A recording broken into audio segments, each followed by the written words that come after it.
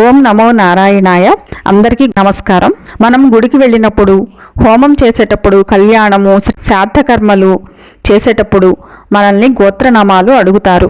అసలు గోత్రం అంటే ఏమిటి, ఎందుకు అడుగుతారు? బ్రహ్మదేవుడు సృష్టి చేసినప్పుడు ప్రపంచంలో ధర్మాన్ని బోధించడానికి సప్త ఋషులను నియమించాడు. వారు వశిష్ఠ, విశ్వామిత్ర, అత్రి, భరద్వాజ, గౌతమ, జమదగ్ని, కశ్యప అనే ఋషులు.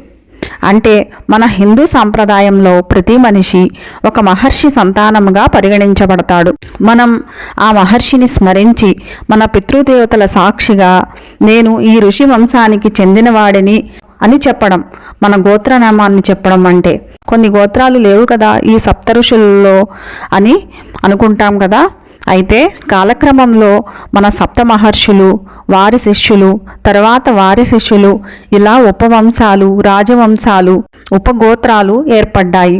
దీనివల్ల కొత్త కొత్త గోత్రాల పేర్లు ఏర్పడ్డాయి.